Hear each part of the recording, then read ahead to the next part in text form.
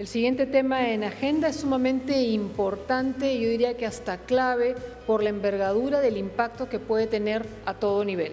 Esto es la reforma del sistema de justicia.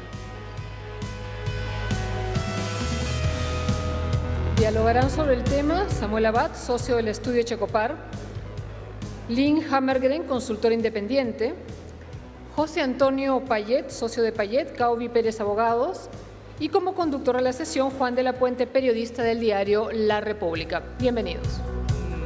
Al empezar este panel, un balance o un repaso del estado de la cuestión, lo que hoy tenemos, ¿no? Lo que hoy tenemos es una pregunta en el referéndum del 9 de diciembre que aprobará muy probablemente un nuevo organismo constitucional, el Consejo de la Magistratura, que luego conducirá a que una comisión especial lleve a cabo un concurso en un plazo de 3 meses. Esto lo preside el Defensor del Pueblo. Esta Junta Nacional ya elegida tiene un plazo de 18 meses para revisar nombramientos, evaluaciones y procedimientos.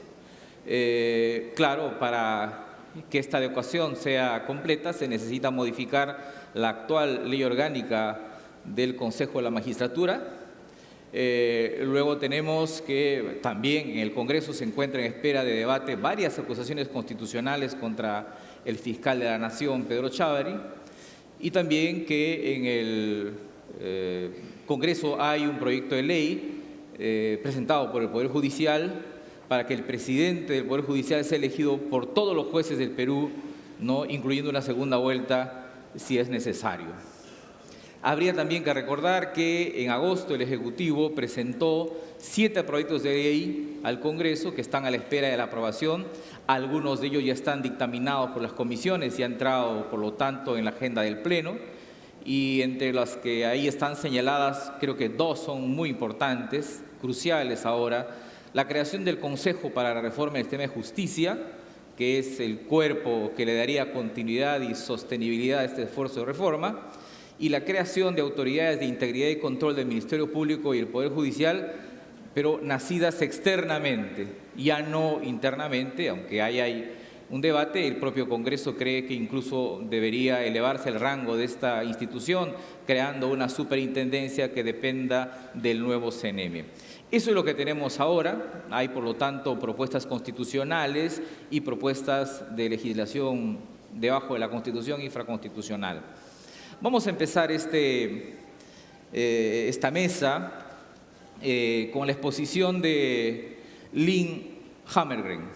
Ella es especialista en sistemas de justicia y reforma del sistema de justicia, conoce el Perú, ha vivido en conjunto unos 7 años aquí, está familiarizada con la reforma de justicia en varios países, incluyendo el Perú, y ella nos hablará sobre la experiencia internacional de la reforma de justicia. Okay. Bueno, buenas tardes. Como dijo Juan, voy a hablar no de Perú, sino de unas experiencias internacionales con subtítulo de una visión diferente, porque esto es algo diferente de lo que están proponiendo hacer aquí, pero ojalá que se tomen en cuenta. Lo voy a hacer en mensajes, 7 mensajes muy rápidos. El primer mensaje es que la reforma es larga y no consiste solo en cambiar leyes y personal. Son elementos importantes y además en estos países, es decir, América Latina y muchos países, otros países con poderes judiciales o sistemas de justicia problemáticos, han preferido comenzar con leyes y también con cambiar personal, que representa una suerte de compromiso, anuncio, vamos a cambiar todo. Pero con eso no es suficiente. Como empresarios, yo estoy acostumbrado a hablar con jueces, pero ojalá que ustedes entiendan mejor. Aún con los insumos ideales, el éxito realmente depende de otras cosas, la organización y procesos internos, el poder de monitorear, incentivar y controlar las acciones, planificación, atención a usuarios y también poder ver cómo está cambiando la demanda y hacer reajustes a eso.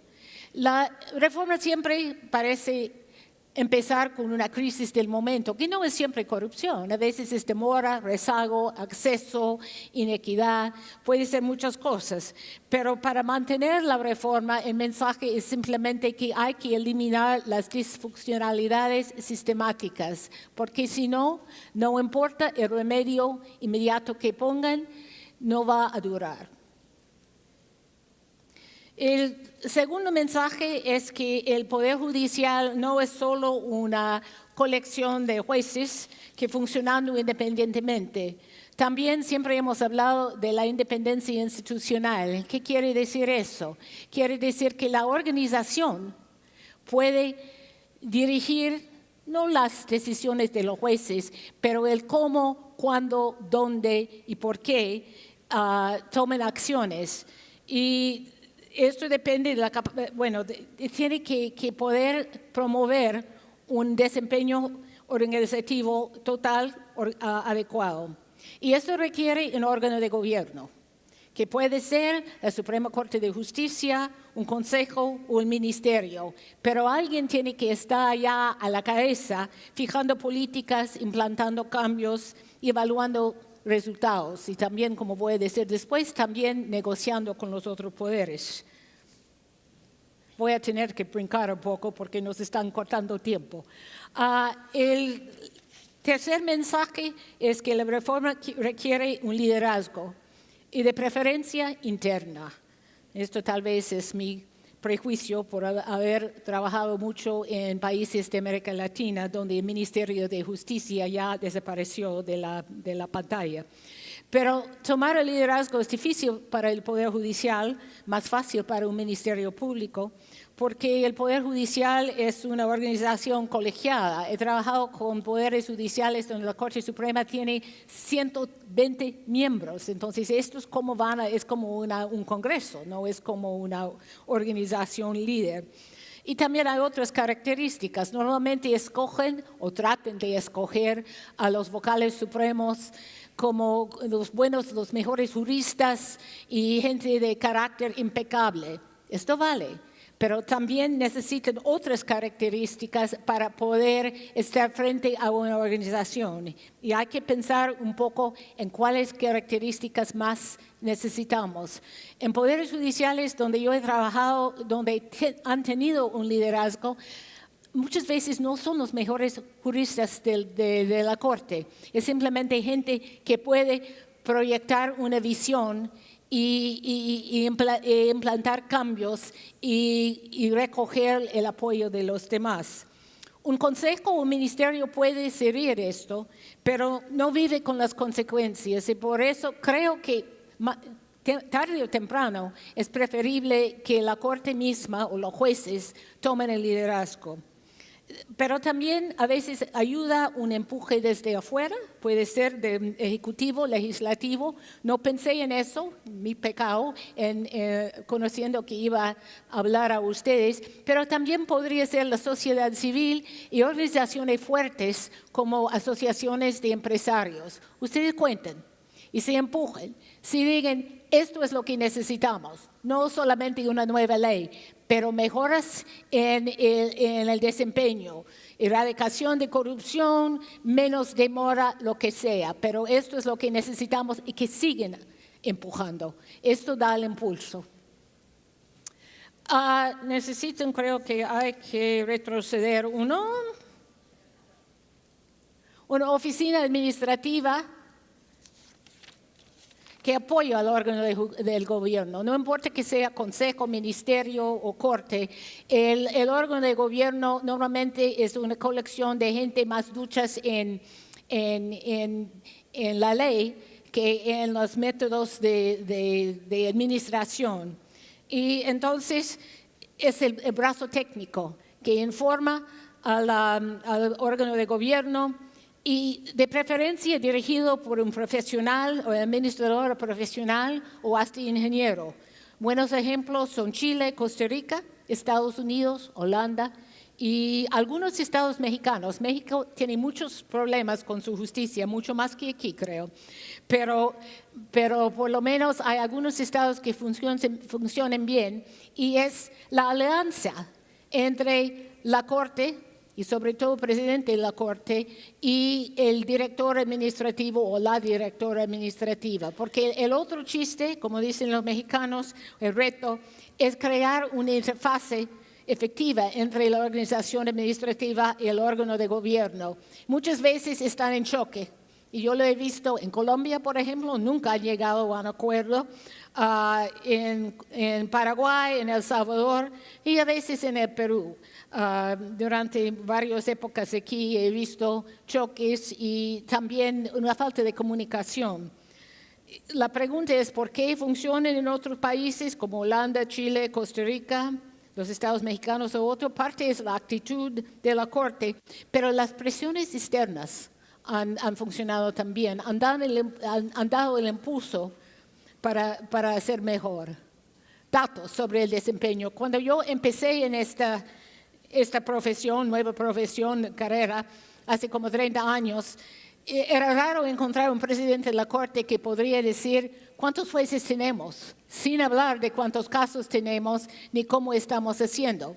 Esto ha mejorado en algo, pero lo que necesitan para muchos poderes judiciales siempre funcionan como una empresa que no sabe ni qué, ni cómo, ni dónde están produciendo. Esto no puede ser. Si es el órgano de gobierno, tiene que saber estas cosas y mucho más.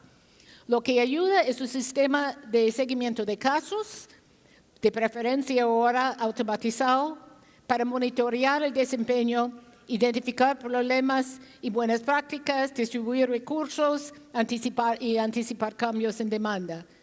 Hay buenos sistemas que no se utilizan, Fiscalía de Guatemala, yo he trabajado mucho con eso. Es increíble lo que se podría hacer y no se hace con eso. Sistemas que se decaen por falta de uso, Paraguay es uno, yo creo que tal vez Perú, porque cada vez que vengo dicen, sí, tenemos datos, pero después resulta que no. Y sistemas que se manipulan. Esto es como que toda la vida he estado diciendo necesitan datos y ahora que tienen datos saben manipular, contar cosas que no son casos, como casos, etc. Hay muchos problemas así. Y también si se deja en manos de la oficina administrativa y el órgano de gobierno no hace caso, eso también se puede usar, se puede abusar. Y hay algunos buenos ejemplos que podríamos hablar después. Control de corrupción, no voy a decir mucho, pero mi impresión, trabajando con eso, es que tiene que ser externo. Órganos de controles internos al Poder Judicial realmente no funcionan, pero tiene que ser un órgano externo especializado, como un ministerio público, como en Brasil.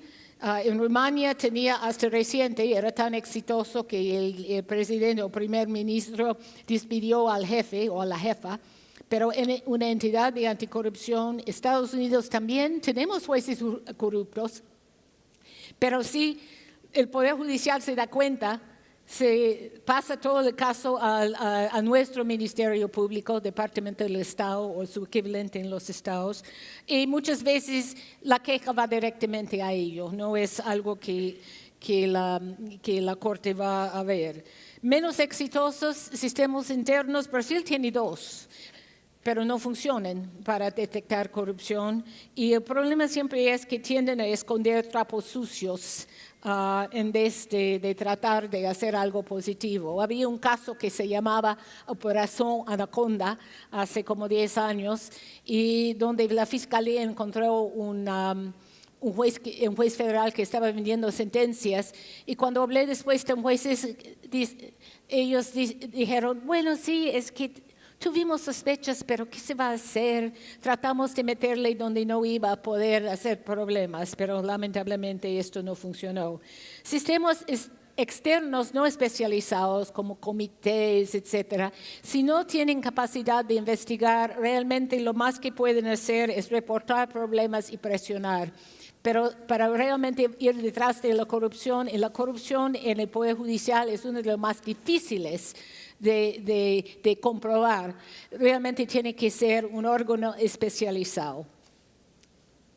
Y último mensaje, el Poder Judicial, todo el sistema de justicia, en efecto, cada institución adentro, necesita estrategias para comunicarse con el público y también con los demás poderes.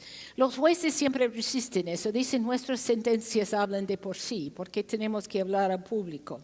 Pero es un servicio público que tiene que orientarse hacia el usuario y todo el mala imagen, la ignorancia del público, que puede ser culpa del público, se tiene que combatir con comunicación y transparencia. No estoy hablando de una campaña de relaciones públicas. Esto tuvieron en el Perú durante la época de Fujimori y todo el mundo sabía que era mentira.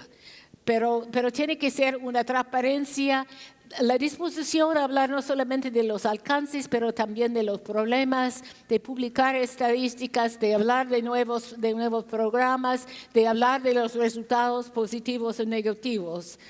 Hay muchos métodos de comunicación, pero los jueces siempre se quejan de la prensa, los medios. Ser criticados hoy en día para todos son gajes de oficio y simplemente la única manera de combatir eso, aparte de actuar bien, es de poder comunicar efectivamente con los que les critiquen. Y también necesitan comunicación con los demás poderes. Aquí para proponer, sí, está bien, cambió. Para proponer nuevas leyes, para negociar cambios en presupuesto, si se necesitan. Lamentablemente, en la mayoría de los casos no van a recibir más, van a tener que usar mejor. Pero esto puede requerir cambios en las leyes para poder manejar bien el presupuesto. Y aquí la oficina de administración es una arma crítica porque habla otro idioma, habla el idioma, entre otras cosas, de los economistas y va a poder dar datos duros y argumentos reales al órgano de gobierno para pedir cambios. Y últimamente, en conclusión, ninguna reforma de un sistema realmente con problemas. No estamos hablando de reformas chiquitas, pero de reformas grandes, y aquí creo que se necesita. Ninguna reforma se realiza en 2 o 5 años. Se necesita más tiempo y un plan para ir adelante. No hacer todo a la vez, pero simplemente vamos a empezar con eso y vamos a avanzar sobre el tiempo atacando problemas específicos. El Poder Judicial y todos los organismos del sector necesitan gerenciarse. No es cuestión de tener buena gente dentro, es cuestión de poder organizarlos bien y hacer seguimiento de sus problemas y también de sus alcances y lo que han hecho de bien. Cambiar personal y aún líderes no es suficiente y a veces es contraproducente. Yo creo que es parte del problema del Perú. ¿Cuántas veces han decidido mandar todos a la calle? Porque son unos imposibles, corruptos, incompetentes. Y esto ha debilitado al Poder Judicial. Yo creo que sin haber hecho eso, por lo menos en 2 ocasiones que conozco, habrían podido avanzar mucho más. Y que se defina como servicio público, con orientación hacia el usuario, y capacidad de fijar políticas y negociar con los demás poderes. La corrupción es un delito mejor tratado por el Ministerio Público o una oficina externa especializada. Y tarde o temprano, el Poder Judicial tiene que tomar las riendas en eso. Si no puede ahora, hay que pensar adelante. Era interesante, los holandeses crearon un consejo judicial con secretario técnico, no tanto para nombrar jueces, sino para organización y hacer reformas, hacer seguimiento del desempeño. Y yo le pregunté, ¿por qué hicieron eso? Y dijeron, bueno, el problema es eso. Si nosotros no lo hubiéramos hecho, otro lo hubiera hecho. Entonces ya mejor tomar las riendas ahora en vez de dejar otro declarar crisis y hacerlo contra ellos. Gracias.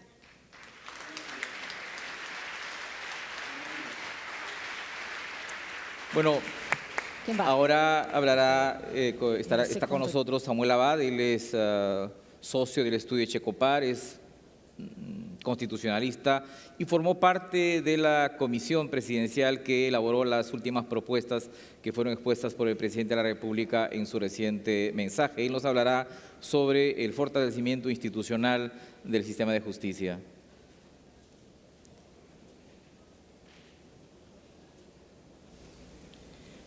Señoras y señores asistentes al CADE, distinguidos colegas del panel, yo quisiera en primer lugar agradecer la invitación y felicitar la iniciativa de colocar un tema como la reforma de la justicia en el momento que estamos viviendo y en este CADE 2018.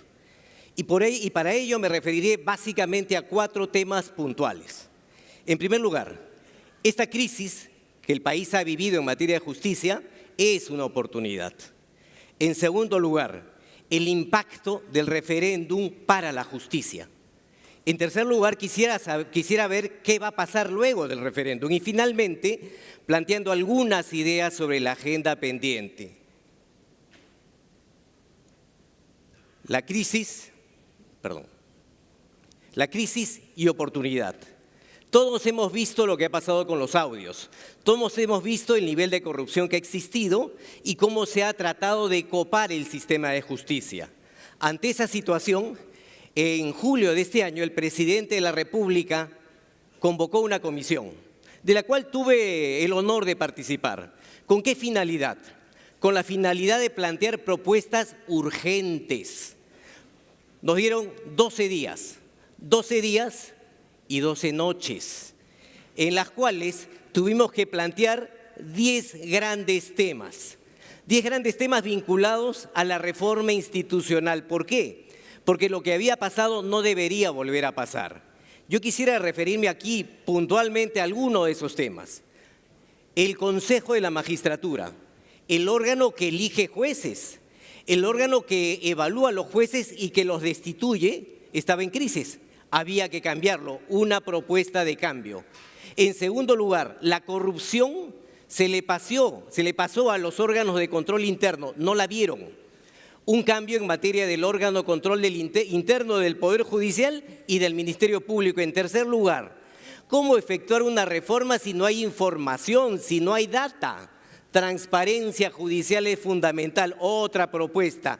Y finalmente, un mecanismo de coordinación y de articulación y seguimiento. ¿Por qué? Porque entendemos que la justicia no se agota en el Poder Judicial. Cuando una mujer víctima de violencia acude al sistema de justicia, primero acude a la policía, pasa por el médico legista, interviene el Ministerio Público, la defensa de oficio del Ministerio de Justicia, el apoyo del Ministerio de la Mujer y luego el Poder Judicial, y eventualmente podría haber un pronunciamiento del Tribunal Constitucional. En consecuencia, la justicia es un sistema, no es solamente el Poder Judicial. ¿Qué lección nos deja esta primera intervención? Que es indispensable una reforma institucional. ¿Qué pasará el 9 de diciembre? Va a haber referéndum y vamos a tener esa pregunta. ¿Por qué es urgente dar respuesta a esa pregunta? Porque hoy día un juez corrupto no puede ser destituido. Hoy día un juez ladrón no puede ser destituido. ¿Por qué? Porque el órgano que lo puede destituir ha sido desactivado en julio de este año, hace más de 4 meses, sencillamente por lo que ha pasado. En consecuencia, es urgente contar con un órgano que evalúe a los jueces, que los destituya cuando corresponde y que nombre a los nuevos jueces. Esa es la urgencia de esta propuesta. ¿Qué es lo que dice el texto aprobado por el Congreso y que fue una iniciativa del Ejecutivo, fruto del trabajo de esta comisión? Lo que plantea es un cambio. El sistema fracasó. Y aquí hay que ser sinceros, no hay receta perfecta, no hay receta perfecta. El tema es que funciona en un país tan complicado como el nuestro. ¿Por qué se apostó en esta propuesta? Y lo pueden ver ahí, por un sistema de elección por concurso público, de méritos. Los 7 que van a llegar a esa Junta Nacional de Justicia, el Congreso les cambió el nombre. Yo lo hubiera dejado el mismo, pero el Congreso le cambió el nombre. Los 7 que llegarán a la Junta tienen que ser los mejores. Y para eso es indispensable un concurso público transparente con vigilancia ciudadana. En segundo lugar, ese consejo o esa junta va a tener funciones claves: nombrar jueces, ratificarlos. Se le ha agregado la evaluación cada 3 años y medio y además destituirlos cuando corresponda, y una atribución importantísima. Hemos visto que lamentablemente el sistema de justicia fue copado y hemos visto que ha habido irregulares nombramientos e irregulares ratificaciones. Por lo menos hay indicios y esos indicios justifican una investigación. Por eso esta nueva Junta Nacional de Justicia va a tener una competencia importantísima. Podrá revisar esos nombramientos y ese es el tema que será sometido al referéndum. ¿Qué viene luego del referéndum, luego del 9 de diciembre? Asumiendo posición que comparto y quiero ser transparente, que diría el sí a esta propuesta de reforma, reconociendo que no hay soluciones perfectas, luego del 9 de diciembre, esta propuesta tiene que funcionar. El referéndum no agota la solución, es un primer paso. Luego habrá que implementarla y para ello se requiere una ley que desarrolle las nuevas funciones, que garantice el debido proceso de esas evaluaciones.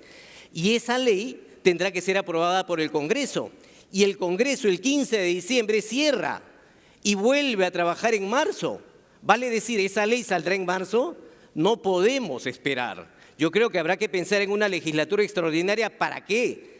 Porque esta Junta Nacional de Justicia tiene que trabajar. No podemos seguir en un sistema en el cual un juez corrupto no puede ser destituido. Y todavía hay jueces corruptos. En consecuencia, luego de eso se abre la etapa de la implementación y la etapa del concurso público, donde hay que ser vigilante. Como dicen algunos, en toda reforma hay ganadores y perdedores. Y hemos visto que las instituciones a veces se capturan. Hay que evitar que esta Junta Nacional de Justicia sea capturada y por tanto es indispensable vigilancia ciudadana y control de ese concurso público. ¿Cuál es el mensaje que viene después de esto? Que el reto es tener una Junta Nacional de Justicia de calidad. Y para ello hay que implementar esto que viene luego del referéndum. Finalmente, una agenda pendiente. Finalmente, una agenda pendiente. El referéndum es un primer paso. No se agota ahí el tema. Hay que hay que efectuar un plan de mediano y largo plazo, con una visión compartida, con una idea de un cambio. El referéndum solamente se refiere a la Junta Nacional de Justicia. Hay mucho más trabajo por hacer. Ayer ha habido paro judicial. Todo el país ha parado. En consecuencia, hay mucho más por hacer y es indispensable una visión compartida. Y es también importantísimo un liderazgo. En diciembre va a haber elecciones en la Corte Suprema. ¿Quién será el presidente de la Suprema? El fiscal de la Nación, al margen de opiniones personales, su legitimidad está en debate. Y el próximo año se elegirán a 6 magistrados del Tribunal Constitucional por este Congreso. En consecuencia, ¿quién va a asumir el liderazgo de la reforma que no se agota en lo inmediato, sino que requiere mediano y largo plazo? Hay que pensar en un liderazgo que permita un cambio. Y finalmente, desde el CADE, ¿qué podemos hacer? Desde este escenario, ¿qué se puede hacer? Yo creo que en primer lugar debe haber un compromiso efectivo, y ese sería un mensaje a compartir, para respaldar y exigir una reforma del sistema de justicia, que garantice una justicia sin corrupción al servicio de la ciudadanía. Detrás de un juez corrupto hay un abogado corrupto, y detrás de un abogado corrupto hay un cliente corrupto. En consecuencia, esto tiene que cambiar. En segundo lugar, es importantísimo el informe del Consejo Privado de Competitividad, que ha planteado diversas propuestas en materia de reforma. El informe no se debe agotar en la publicación, hay que hacerle seguimiento y lograr que esto se implemente. Y finalmente, aprovechar experiencias comparadas. En Colombia, hace 22 años se fundó la Corporación Excelencia en la Justicia. En Colombia, hace 22 años, diversos empresarios constituyeron la Corporación Excelencia en la Justicia. Se define como un centro de pensamiento, de incidencia en política pública de reforma de la justicia. Los propios empresarios crearon esa institución hace 22 años, que es una institución líder desde la sociedad civil en planteamientos. Sería bueno que una experiencia de ese tipo se traslade también aquí. Finalmente, y con esto acabo, el referéndum es un primer paso de un proceso largamente esperado. Debemos dar los pasos siguientes y todos tenemos que asumir que tenemos un rol importante en la reforma del sistema de justicia en el país. Muchas gracias por su atención.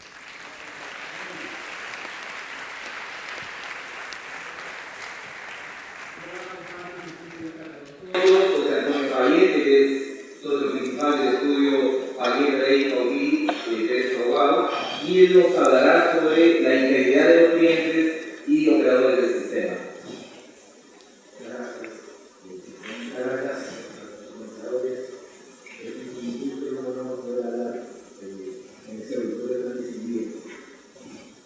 Yo me voy a enfocar un poco en la problemática que vemos ahora, a cómo habría que caminar y construir mediante hacia dónde deberíamos caminar. Y finalmente voy a hablar un poco de lo macro, de los trabajos y los clientes, y qué creo que nos toca a nosotros en este caso. Tenemos un servicio público colapsado. La administración de justicia es un servicio público. La justicia la tiene que proveer el Estado. Los mecanismos privados de justicia, como el arbitraje, son muy importantes, pero no van a resolver el problema central de la justicia en el Perú. Y el servicio está colapsado a niveles impresionantes. No solo es un problema de corrupción generalizada, es un problema de ineficacia, es un problema de falta de tecnicismo, es un problema de falta de sistemas, es un problema de motivación, es un problema de pertenencia política, hay todos estos problemas. Si debemos hablar de competitividad del orden también en crimen organizado, o sea, mafia, Perú es 129 de 140.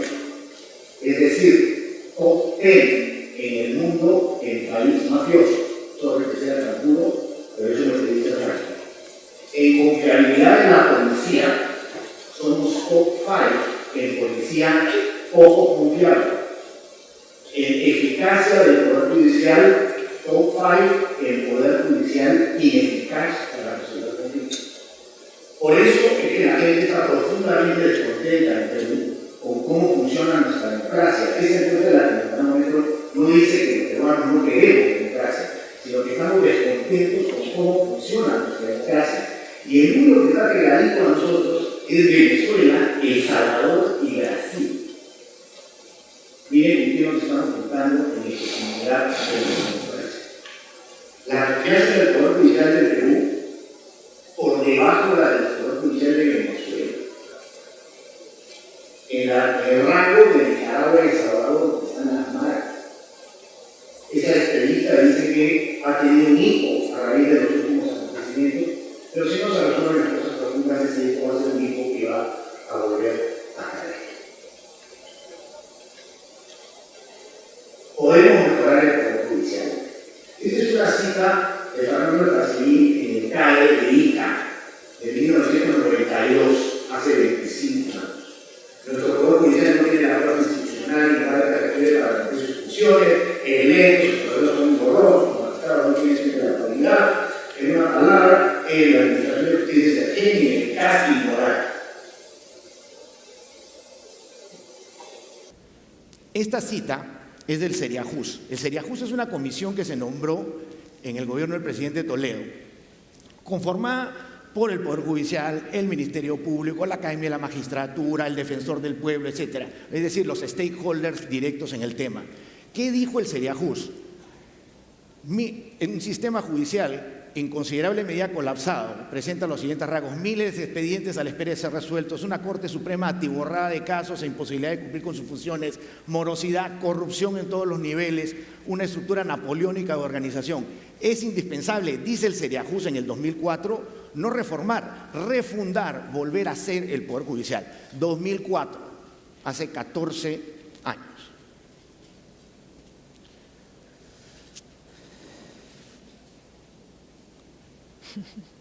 Fuerte, que prestar. ¿Podemos reformar el Poder Judicial? Yo escuchaba algunas de las presentaciones que hemos tenido y una cosa que llama la atención viendo la presentación de Fernando Zavala porque a veces uno se puede descorazonar y pensar que somos un país de fracasado o un país de fracasados, y no es así. Perú es un país de éxito y nosotros tenemos que recuperar la ambición, tenemos que recuperar las ganas, tenemos que recuperar la convicción de que en Perú se pueden hacer cosas grandes y se pueden resolver problemas difíciles. En el año 89, ¿ustedes creen que en Perú se pagaban correctamente los tributos, que la gente pagaba sus tributos? Por supuesto que no. No sé quién de ustedes tuvo la oportunidad de ir alguna vez a la Dirección General de Contribuciones del Ministerio de Economía y Finanzas en los 80s. Era como entrar al mercado de Estambul. Se vendían las resoluciones tributarias, los expedientes desaparecían. Y hoy día tenemos una administración tributaria que nos puede parecer demasiado rígida, demasiado agresiva, pero es eficaz, es honesta, tiene camiseta, persigue sus fines. Y eso no existía antes, se creó y viene funcionando hace 20 años. Ese es un ejemplo. SUNAT es un ejemplo de reforma institucional exitosa. Pero para hacer reforma hay, número uno, que priorizar. O sea, el Poder Judicial no ha sido priorizado. Ustedes, gerentes, que están haciendo sus presupuestos del 2019, si ponen en el número 16 un cambio en los sistemas, en las prioridades del gerente de sistemas, saben que probablemente no se va a hacer el próximo año, porque es el número 16. Si es el 1 o el 2, se va a hacer de todas maneras. Esto tiene que estar arriba en la agenda pública, no puede estar en el número 16 de los objetivos del año, como ha venido estando históricamente. Y eso requiere compromiso desde arriba, liderazgo político, visión hacia dónde queremos ir, presupuesto, pero sobre todo persistencia. No reacción primaria, vamos a cambiar y después nos olvidamos y nos dedicamos a otro proyecto. Persistencia y seguir ahí, como dice Lynn, esto no es de un año, no es de 2 años, seguramente será de más. Segundo, necesita gerencia. La reforma se tiene que gerenciar. La reforma es un trabajo a tiempo completo, no es un trabajo de comisiones, es un trabajo de una oficina con gente que esté full time, que tenga liderazgo, que tenga buena gente y que tenga una misión muy clara y esté empoderada para cumplirla. La reforma requiere compromiso y requiere consenso.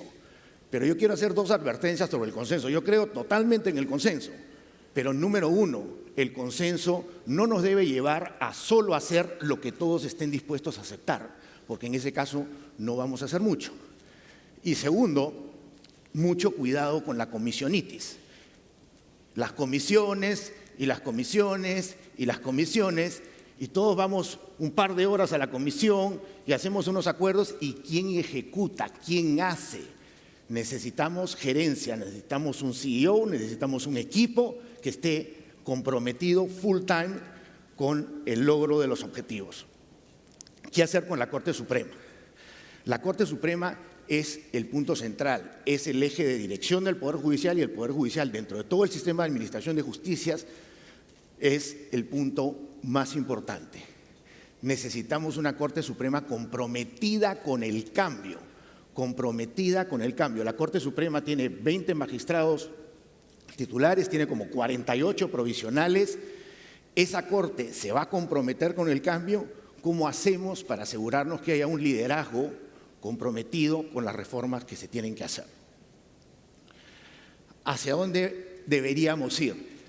Yo no soy un experto en reforma de la administración de justicia, yo soy un abogado corporativo, pero me dediqué a leer un poquito para preparar esta presentación. Y si una cosa me he dado cuenta es que todo el mundo está más o menos de acuerdo en lo que hay que hacer. Lo que no estamos de acuerdo es en cómo hacerlo. Estas cosas que están acá son más o menos consenso. O sea, separar la función jurisdiccional de la función de gestión, de gerencia en el Poder Judicial, que la Corte Suprema sea una corte casatoria, como decía Fernando Zavala, que tengamos un órgano de gestión potente que pueda gestionar el Poder Judicial con técnicas que yo le he puesto modernas, entre comillas, porque ni siquiera son modernas, de gestión como procesos, sistemas, indicadores de eficiencia. Necesitamos revalorizar la función judicial. Perú paga a un juez de primera instancia, que es una persona entre 35 y 40 años promedio, una remuneración anual de 200.000 soles. Eso es más o menos lo que paga un estudio de abogados como el de Samuel o el mío, poquito más, un poquito menos. No están mal pagados, las remuneraciones son buenas. El headcount, el ratio de jueces por habitante del Perú es similar al de España, similar al de Chile. No necesitamos más jueces, necesitamos mejores jueces. No necesitamos pagar más, las remuneraciones son suficientemente atractivas.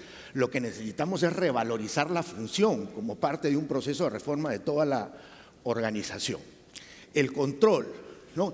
Lo que decía Lynn, externo. Hoy día la OCMA, la Oficina de Control de la Magistratura del Poder Judicial, es interna y los que administran los procesos administrativos disciplinarios contra los jueces son jueces que el día de mañana van a estar resolviendo en una sala y hoy día están juzgando a su ex compañero de la sala a la que van a regresar seguramente en un par de años.